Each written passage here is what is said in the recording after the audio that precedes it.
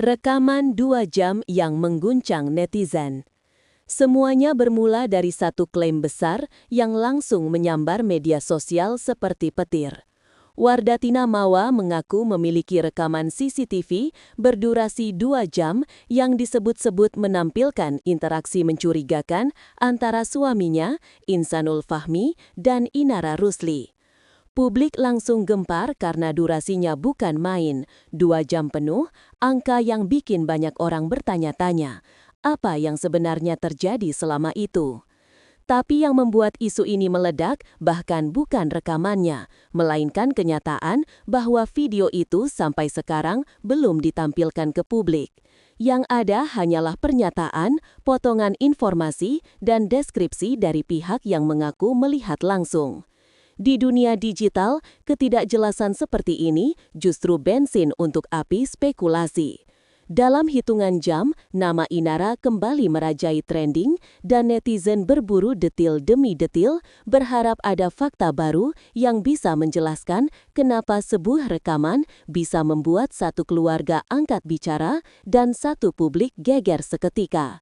Ini bukan sekadar gosip, ini narasi besar yang membuka jalan ke drama berikutnya.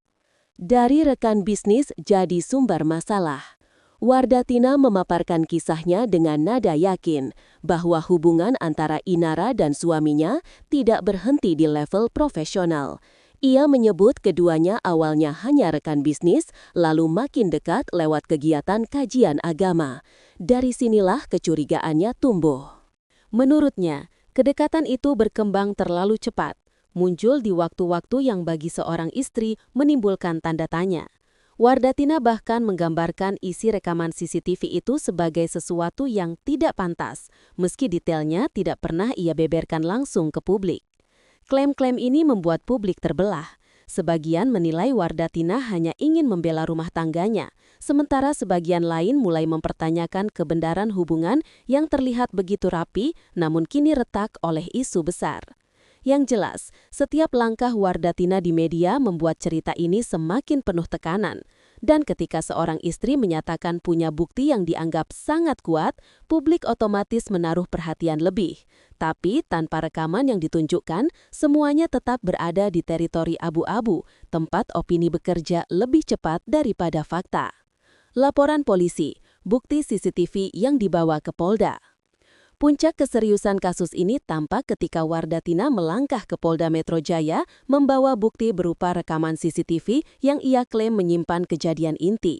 Langkah ini bukan main-main, karena begitu sebuah tuduhan masuk ke ranah hukum, narasinya berubah dari sekadar gosip menjadi laporan resmi.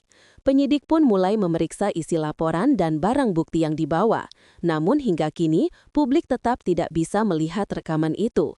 Satu-satunya gambaran yang beredar hanyalah versi Wardatina, yang menyebut bahwa rekaman itu memperlihatkan hubungan terlarang.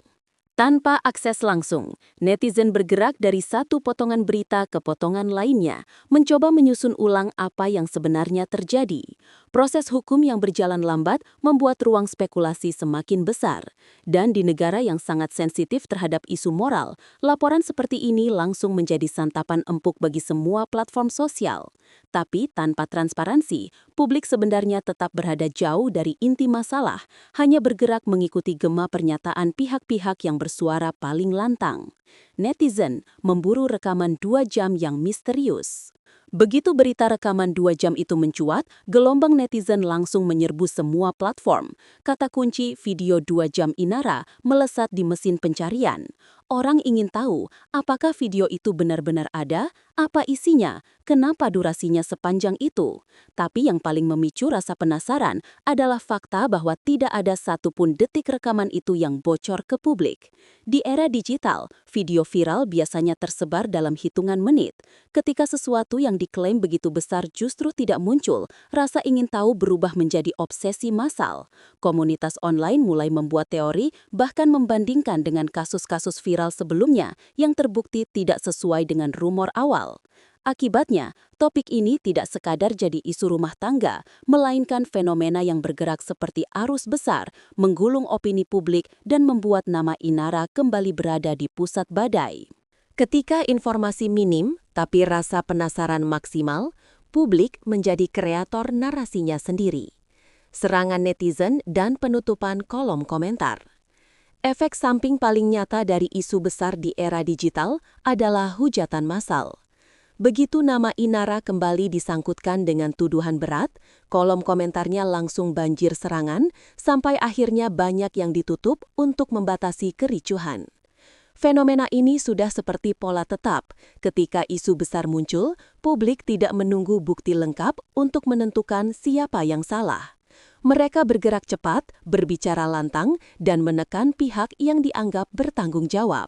Bahkan, sebelum proses hukum berjalan, opini publik sudah terbentuk seperti vonis. Inara sempat disebut kuat secara mental dalam menghadapi banyak badai sebelumnya, tapi kasus kali ini berbeda. Intensitasnya jauh lebih tinggi, terutama karena konteksnya menyangkut keluarga orang lain. Penutupan komentar bukan sekedar keputusan teknis, itu tanda bahwa situasi sudah melewati batas wajar. Dan seperti biasa, ketika komentar ditutup, rasa penasaran publik justru makin dalam. Mereka bertanya-tanya, apa yang sebenarnya sedang ditutupi? Denny Sumargo turun tangan, nada tegas dan menenangkan. Ketika isu ini mulai mendominasi percakapan online, Denny Sumargo ikut bersuara. Tapi berbeda dengan netizen yang langsung menuduh, Denny memilih nada yang lebih bijak. Ia mengingatkan bahwa serangan massal terhadap seseorang, apalagi ketika bukti belum terbuka, bisa menghancurkan lebih dari sekadar reputasi. Denny menekankan bahwa keluarga dan anak selalu jadi pihak paling rentan ketika isu moral bergulir liar. Sikapnya yang tegas tapi moderat membuat banyak penonton menghargai pendekatan ini. Denny bahkan menyebut bahwa ada kemungkinan Inara akan diundang ke podcast untuk memberikan versi lengkapnya. Namun ia tidak memastikan apapun, mungkin karena tahu isu ini terlalu sensitif untuk dijadikan konten tanpa batasan jelas.